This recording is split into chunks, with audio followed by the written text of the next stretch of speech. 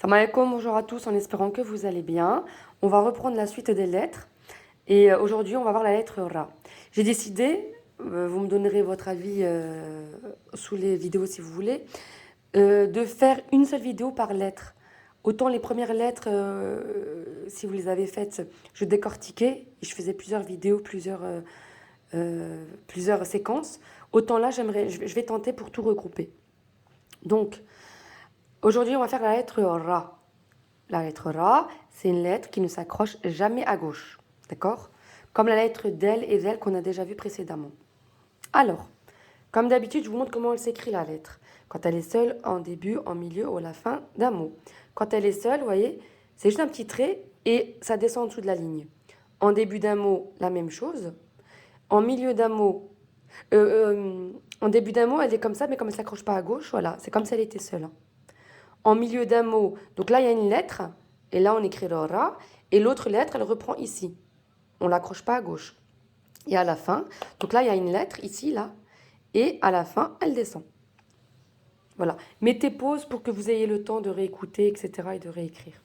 Ensuite, en voyelle courte. Le Ra avec la fetha, ça fait Ra. Le Ra avec la kasra, donc le trait en bas, ça fait le son Ri.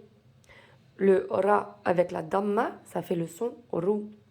Et le Ra avec la soukoun, ça fait le son R. Ra, Ri, Rou, R.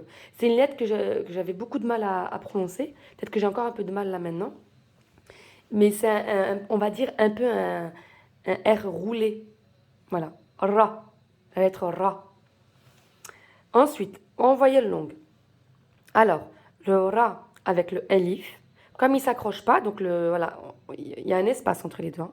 Avec la petite fetha, ça fait Ra. On reste deux temps. Le Ra en voyelle longue en I.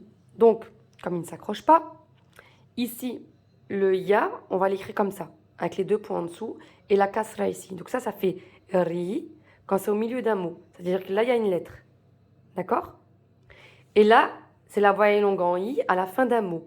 Donc le Ya, on fait la boucle, comme d'habitude. Hein, on a vu ça précédemment. Avec la kasra. Donc là, ça fait Ri. Et enfin, en voyelle longue en OU, on a le Ra ici, la petite Damma et le grand Waw. Donc ça fait Rou. Donc Ra, Ri, Rou. Voilà. Ensuite, le Tanwin, toujours à la fin d'un mot.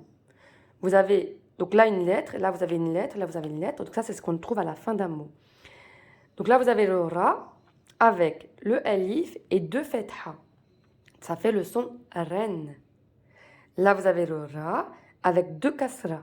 Ça fait le son Rin. Et enfin, le Ra avec les deux Dhamma. Ça fait le son Run. Ran, Rin, Run.